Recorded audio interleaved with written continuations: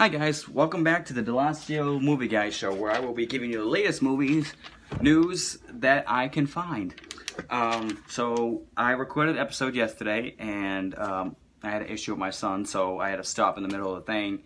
I went off camera, and it was a hell of a mess. So I'm just gonna quickly go over the news that I got right in front of me from yesterday, and then go over the new news. So here we go. Where are we gonna start at? Crawl. Crawl is a brand new movie coming out. It reminds me of where am I? I'm sorry. 1 second. There we go. Sorry, I couldn't find something. Anyway, Crawl is a new movie coming out. It's an alligator movie. It kind of reminds me of Deep Blue Sea and Jaws. It has a really good vibe to it. It's basically, the plot is a girl and her dad trying to survive fighting alligators while the house is flooding. And I'm kind of a sucker for these movies if they're done well, like Jaws or Deep Blue Sea, stuff, Anaconda, stuff like that. But if it's like something that should be on sci-fi, I don't pay no mind to it, because I can't get into it. I really can't. But this movie has me kind of hooked. It really reminds me of Jaws and Deep Blue Sea. You know, it's a whole survival thing. They live in a 3-story house. There's a hurricane coming. They live in Florida. The house is flooding. There's got three stories. And she's going from the trailer, she's going from each level of the house trying to get saved while alligators are trying to eat her and her dad. And it looks really good. It really does. There's even a scene in the movie where it mirrors Deep Blue Sea where LL Cool J's in the kitchen. He's in the oven. Yeah, they did the same scene in this one. It was awesome, but it was in a bathroom, and she's in her shower, and she's got one of those glass things, and she's in there, and the water's coming up, and the gator's outside going rah rah rah, and the gator goes into the tub, and I was like, oh shit, wow! But it looks pretty good. It really looks well done, and I'm very happy what I saw. And you guys go check out the trailer. It's really good. I'm definitely gonna go see it when it comes out. What other movies news we got here? I'm gonna skim through. Ghost Rider. Ghost Rider's getting his own TV show, which is cool and all. It's the Robbie Reyes version that we got from Agents of S.H.I.E.L.D. Now, personally, I didn't finish Agents of S.H.I.E.L.D. I actually stopped at that season because I was getting tired of watching it. And not because I thought it was a shitty show or anything, just because I was literally getting tired of it. I was binge watching it and I wanted to watch something else. I should pick up on it, though. But they're doing that version, and the only thing that makes me dissatisfied about hearing this news is that the fact that it's not connected. And that's because, again, Kevin Feige doesn't have his hand in the TV department. He's going to with this Disney streaming device.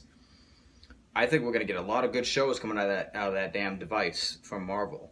It's with the ABC and the Hulu thing. Agents of S.H.I.E.L.D. is the only real show that has been connected. They said Daredevil was. They made references. Jessica Jones made references. But the rest of them, Punisher, Iron Fist, Luke Cage, The Defenders, they didn't make any references to anything. And it kind of made me mad.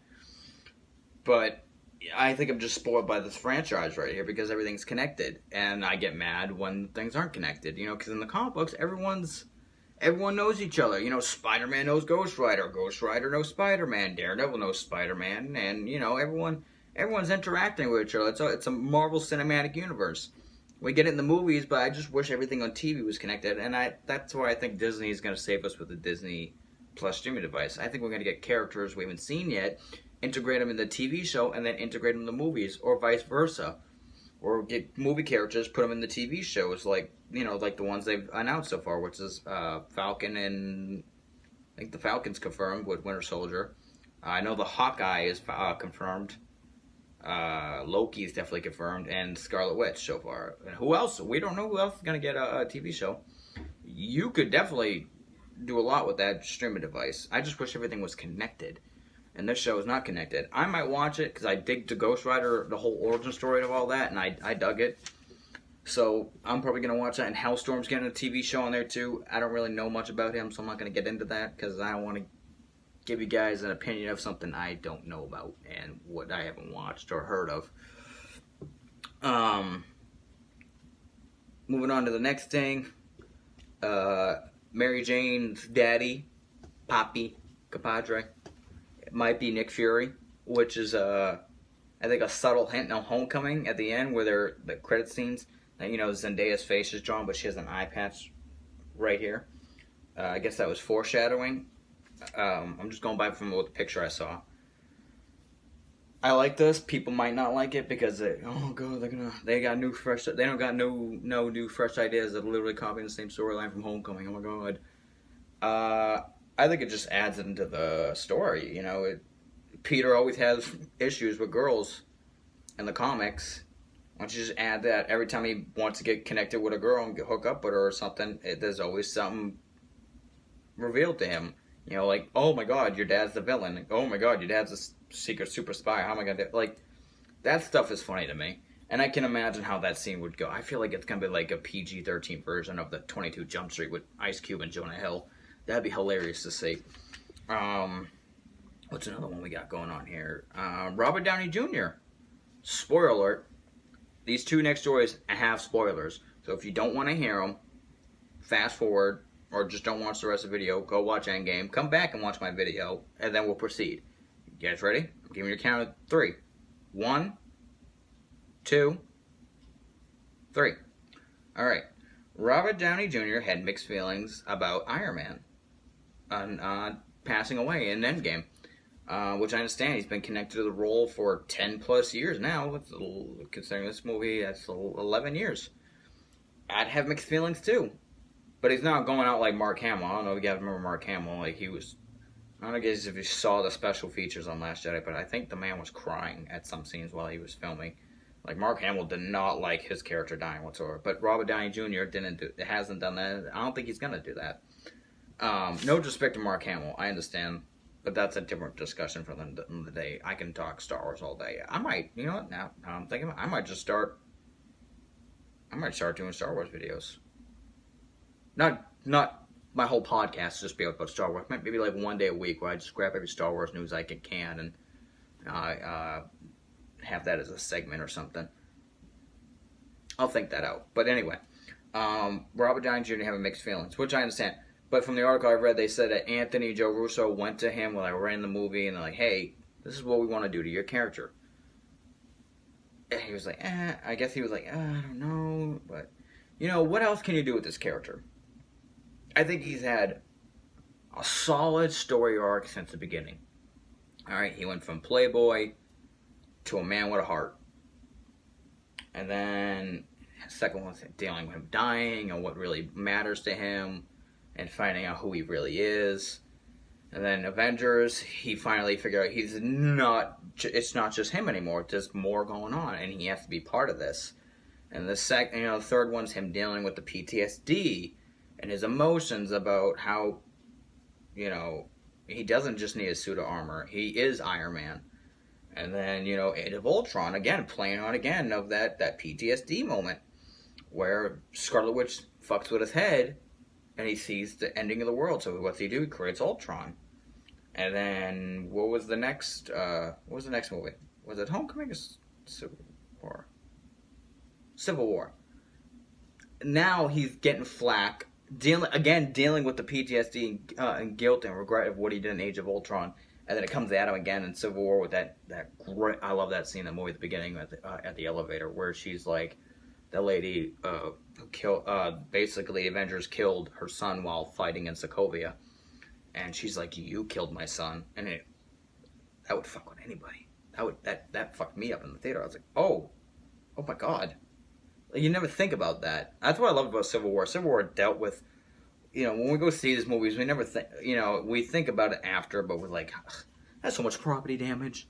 Oh my god, look, they just destroyed the Empire State Building. Like they always do that crazy crap, and there's never repercussions. In the real world, there would be. So that's why I think that's why I love Civil War the most out of a lot of the MCU movies, because they deal with what the aftermath of that stuff. And, you know, that really triggered Tony, and then Cap's not coming, and, you know, a good villain thinks he's trying to do the right thing.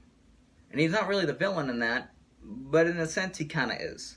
You know, he's trying to do the right thing. He's trying to keep the Avengers together by being, you know, basically the government Avengers. And that's not going to work. Cap's not for that, because every government we all know has agendas, like he says in the movie. And that was a good arc, you know, and then after the movie, he's, you know, He's got a broken heart. The Avengers are torn up, and he has to go. Now, between Civil War, Homecoming, and Infinity War, he has to prepare. He's still thinking about it. He's still preparing for aliens. That's why he's making all these That's why he makes the nanotech, from what I read from the Prelude comic of Captain Marvel. Endgame, or was it Infinity War? I think it was Infinity War. You see him making the Mark 50 or whatever that suit was, the nanotech. He was preparing for aliens, and while Civil War is going on, he wasn't thinking about the bigger picture. It was very, in the Avengers world, they weren't thinking about what's going to happen. Sooner or later, these guys are going to come knocking on our door. He wasn't thinking about that. So after Civil War, he starts thinking about that, and that's why he makes the suit. That's why he wants Peter, and he's trying to make a better. And in Homecoming, he's trying to build up the Avengers a little bit. He's got Vision, he's got him, but that's why he's trying to train Peter. He wants to be the better. He wants Peter to be a better version of him, to lead on the event, not lead on, but be a part of the Avengers, be a part of the team, be a better hero than he is. And then, you get Infinity War, and he gets, he has to literally face his fears, Thanos, and that fucks him up. It fucks him up because all the people die right in front of him. And then Endgame comes, and then he doesn't want anything to do anything. He's tapping out. He's done. And what's he do? He goes, has his kid, and we all seen the movie, so we all know what happens. So I understand Robert Downey Jr.'s mixed feelings, but I also understand why he had to die. Because after having a kid and doing all these things, I mean, what else are you gonna do to that character? You're gonna pull a Hawkeye? You're gonna kill his family? No, we don't want to see that. No one wants to see that, and you can't recover from that. At least Hawkeye did, but I mean, you can't do that to Tony. You can't do that to Iron Man. I think it's like Rocky ending in Creed 2. I mean, he's done. He's done. We got to have more fresh stuff coming. Iron Man. I would love to see him play Iron Man 10,000 more times, but it's just not gonna happen. We got what we got, and I was satisfied with it. And he probably got over it too. He probably realized, this is a great story arc. I've been doing this for 10 plus years. It's probably good that I hang it up. That's all the movie news from yesterday. Let's move on. What's new today? So we have all you little pissants on the internet crying, stopping your feed, giving your opinions. We have all of you little guys. So much that you guys voiced enough. You guys complained and bitched about fucking Sonic. Now I understand, but I was okay with the design. I mean, yeah, Pikachu looks like Pikachu. Sonic doesn't look like Sonic, but I wasn't pissed about it like you guys. You guys were so pissed that you tweeted the whatever studios make is Sony? I don't know who's making that movie. Pissed them off. I mean, you didn't piss them off. You guys cried so much that you're willing to. Now they're going to go back and redesign Sonic for you guys. I don't know if you guys realize the repercussions of that. I don't work in animation, but I've read enough. Do you know how many people work on animation every day? A lot. You guys just sent. It's not just one guy on a computer. You just sent a whole department back to work. They were probably on new stuff, new projects, and now they got to go back and do something because you guys cried about it. I want to put that in perspective. That's a little nuts. It's a little nuts. I mean, really? He looked like Sonic. He wasn't the Sonic you guys wanted, but it was Sonic. And now you got to put 10,000 workers. I don't even know if 10,000, 100 workers back to work because you guys pissed him on. It's not my Sonic. Really? You guys need to get over it, okay? And by the way, if they redesigned it and made it look like Sonic, and you guys saw the movie and it sucked, what are you guys gonna do then? You guys gonna tweet about it and ask them to remake the movie? It's not gonna happen. You guys just stuck with what you got. I'm sorry. I don't have any problem with the trailer. I think it looks fun. I'm not gonna pay to go see it because until I hear about good things about it, I might go see it in the theater. If not, I'll go catch it somewhere else. But you guys pissed them on to the point where you had to send workers back. I mean, seriously? Are we in a day and age where we can't just accept things the way they need to, the way these things are? I mean, you knew it was fucking Sonic, the blue hedgehog. What else do you guys need? You want him to look exactly like he just came out of the video game? Whatevs. It's my opinion. I think it's stupid. You guys tweeted a bunch of tweets to the point where now they have to send a whole bunch of workers back to work to make one little design. With the off chance that you guys might hate and trash on the movie anyway. That's more money out of their budget. It's just... Moving on. I mean, to me, that's just stupid. What else we got going on? Her and very, very positive reviews of The Long Shot and John Wick 3. I'll start with John Wick 3 because look, I didn't watch John Wick right away. I didn't know what it was. I think I saw it when the first one was cool. Was 2016 when the second one came out? I don't remember when the second one came out. But in 2017 is when I watched John Wick. When I watched the first, my buddy of mine, I was working at Dunkin' Donuts, and this buddy of mine's like, "Hey man, you ever see John Wick?" I was like, "I heard of it. I don't no, what he's like." He just said the premise: guy gets dog killed, guy goes kills everybody. I was like, "What? That's the premise? That sounds stupid, but great." He's like, "Yeah, I know. Go watch it." I was like, "All right." At the time, I had an Android, so I pulled it up on Showbox. And I watched it, and wow, that movie is so insane. That is probably my favorite action movie is John Wick. And then I saw the second one, it was even better. And now the third one. And the third one is with him dealing with, I think, the end of the second one where I pissed off some people. I gotta go rewatch them. I think I should do that. I should go back and watch John Wick 1 and 2. But the third one's him dealing with whatever. I can't remember what actually happened, but I know he pissed off a lot of people. Now there's a bounty on his head from every assassin in the entire world, including everyone in New York City, and now he has to deal with that. And this movie already looks awesome, and I'm hearing good things from what I saw on the tweets, the Twitter. People are saying the best action sequences in the movie. I mean, out of the franchise so far, and I'm like, what? I'm already digging that whole the samurai sword on a freaking crotch rocket going down the Brooklyn Bridge. That already looks badass, so I can't even imagine what else they're talking about. I can't wait to see that. And matter of fact, you know what?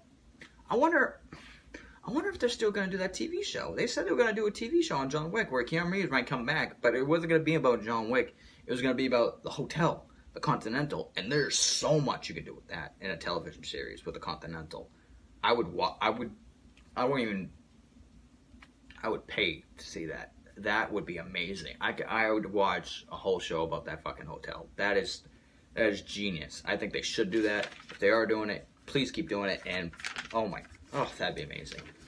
The Long Shot's the new Seth Rogen comedy. I'm not even gonna trip about that one because it's Seth Rogen. Name one. About to answer my own question. So let's say name one Seth Rogen movie that's bad. I didn't like Observe and Report. That's one bad movie. But most of the time, I really find Seth Rogen a comedy genius. That guy is just hilarious. Every movie I've seen, except for Observe and Report, is pretty damn funny. And I know no one liked Zack and Miri, but God, I love that movie. And Kevin Smith said he thought he ended Seth Rogen's career. I think that made a movie. Oh my God, that movie's hilarious too. I think that whole movie's hilarious. This is one with Charlie Theron. I don't know how to say her name. I don't want to fuck up her name.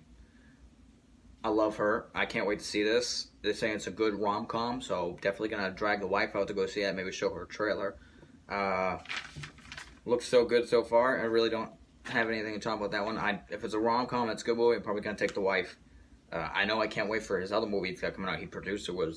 It's like super bad, but it's like 6th graders. It's the Bad Boys or Super Bad Boy. No.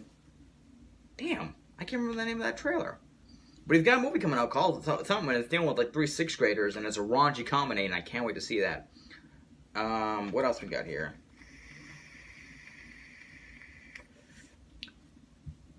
Pay a little respect to 2 things. One thing, one's a person, sorry.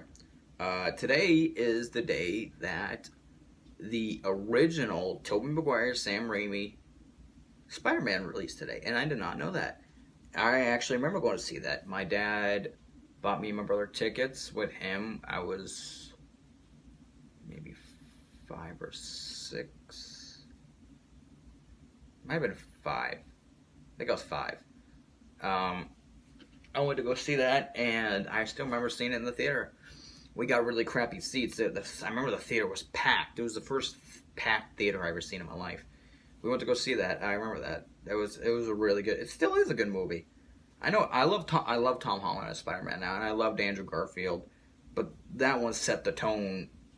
I mean, that was at the time you had. I think it was only the first 2 X-Men out, or maybe just the 1 X-Men, and it was after the whole Batman and Superman movies, and we had superhero bad taste in our mouth. But that movie and Spider-Man 2, and along with the X-Men, that was like relaunching, like, oh, people, we can do good superhero movies. We can relaunch these characters. That movie really set it off. It's still one of my favorite Spider-Man movies. It's a really good movie. Well written. It's funny. Green Goblin. I don't know why everyone hated the Green Goblin. I like the Green Goblin with battle armor.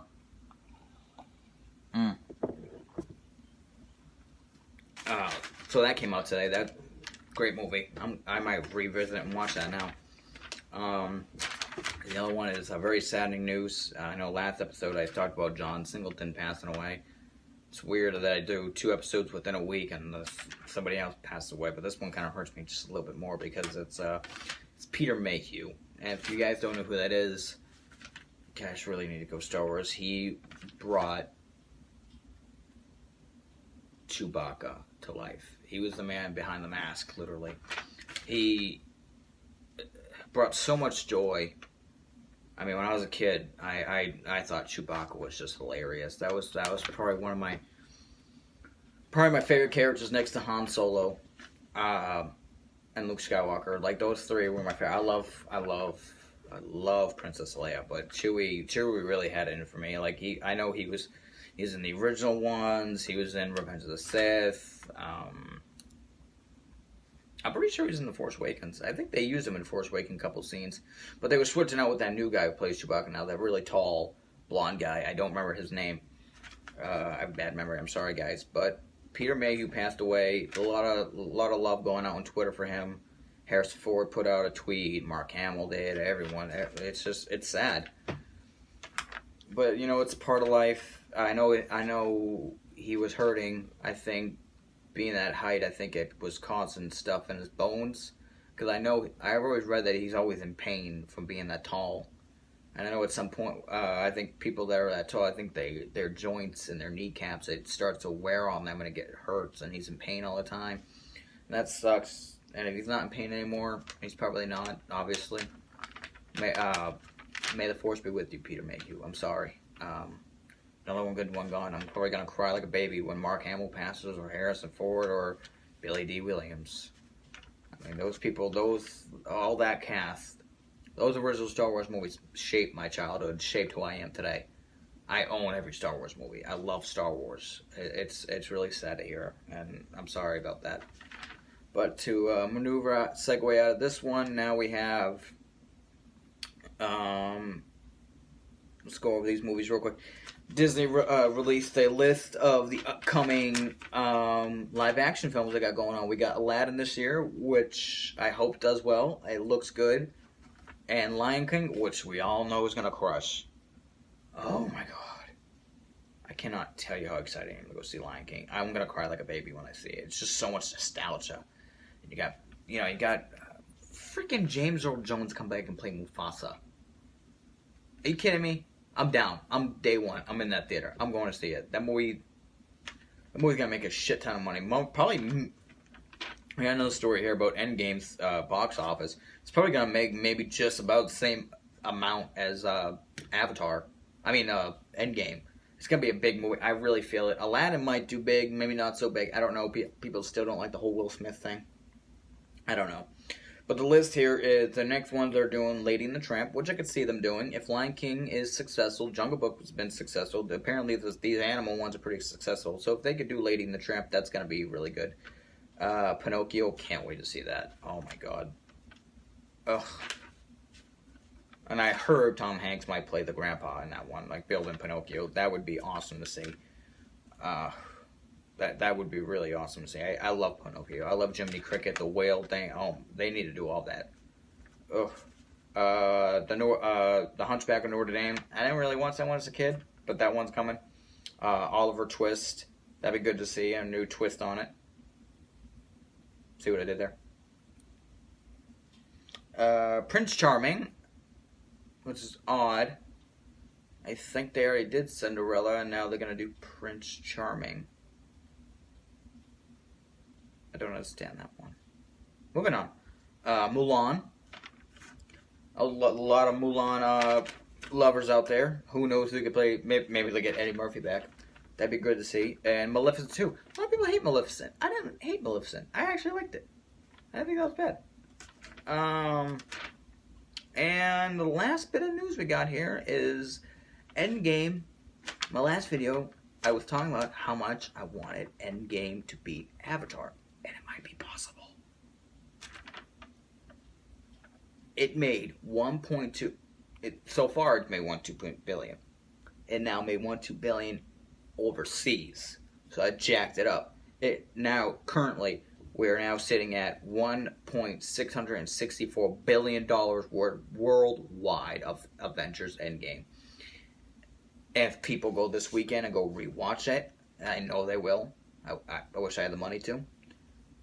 Go rewatch it 2-3 more times. I know there's a bunch of sweaties out there that will go do it. A bunch of nerds out there that will go do it. And they will. It's a good movie. It should pass Avatar this weekend. If it does this, it might be a little drop off. But I think it might hit the 2 billion mark. And right now, Avatar is sitting at $2.78 billion. If Endgame does this, it will be the biggest movie in history. Avengers Endgame will knock the shit out of Avatar.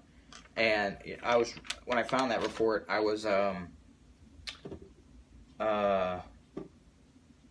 people were saying, I found comments, people saying Avatar's overrated.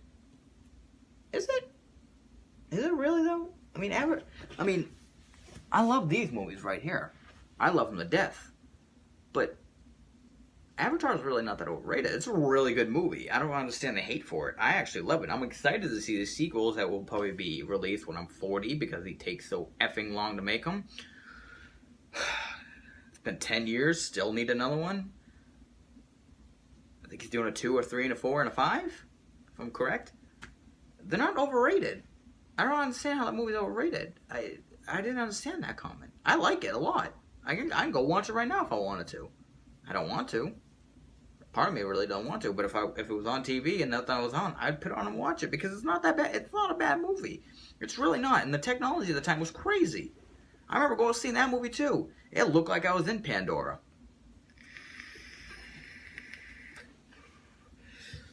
But yeah, Endgame might be Avatar, and let's hope it does. It's gonna be a lot of money, and the movie's great. If I had the money, I would go see it again so I can help beat Avatar, but, other people might do it for me. Now, I don't have any more news topics, so I will tell a quick story that I watched yesterday, about a movie I watched yesterday, and I hadn't seen it since I was a kid, The Cat in the Hat. The Cat in the fucking Hat. Literally, when the movie came on Netflix, top it said genre, it said mild, crude humor with double entendres. That is the best quote of a movie I've ever seen in my life. I think the movie was made for me. That movie is so hilarious, and I know people don't find it funny, but I do. It is one of those guilty pleasure movies it's so horrible, but it's so funny. Just like The Love Guru. I love anything Mike Myers does. I even love The Love Guru, and people hate that movie, but I find it hilarious. It's one of my other guilty pleasure movies. And if you guys have any more guilty pleasures, please tell me in the comments. I want to know what really terrible movies people hate. And I've talked to a lot of people. I've heard people actually love. There's a lot of weird ones out there, like Jaws 4. I know a girl that loves the fourth Jaws movie, and I'm like, what is wrong with you? Why would you? I wouldn't spend a minute watching that, and I have seen that whole movie twice, maybe more. I don't know. I just know a movie's terrible, like very fucking terrible. So I can't imagine that being someone's a guilty pleasure. But apparently to this girl, it was. But it's vice versa. You know, it's all these movies. It's just our opinions, and movies are subjective. You don't have to like it or hate it. But that's the problem we have in today's society. You know, if you hear a remake, people, you know, go up in arms. But you know what? You still have the originals. They came out and said tomorrow that they're not doing another Jurassic Park movie. We're just gonna scrap everything and start from the beginning. I won't hate it. You wanna know why? Because I still have the originals on DVD, all of them. So I'm not gonna get mad about that. I don't understand why people get so mad about that. I really don't. But yeah, comment below your guilty pleasure movies. I have a few, and they're very terrible movies. I even like Super Mario Brothers. Let's see, Cat in the Hat, Super Mario Brothers, Love Guru. I don't know if people hate it, but I like Honey, I Shrunk Ourselves, and that was like straight to DVD with Rick Moranis. I like that movie. My kid's really into that movie, by the way. I caught him quoting the movie this morning. It was freaking hilarious. It's another guilty pleasure movie of mine. A lot of people hate Iron Man 2. I love Iron Man 2. A lot of people hate Terminator Salvation. I actually like Terminator Salvation. I have a lot of them. So please, comment below. I hope you guys enjoyed this episode today. Comment below. See if you like this video. I'm going to keep doing these as much as I can. Comment your guilty pleasure movies. Give me constructive criticism. And I will bring more content to you guys when I can. You guys have a great day and goodbye.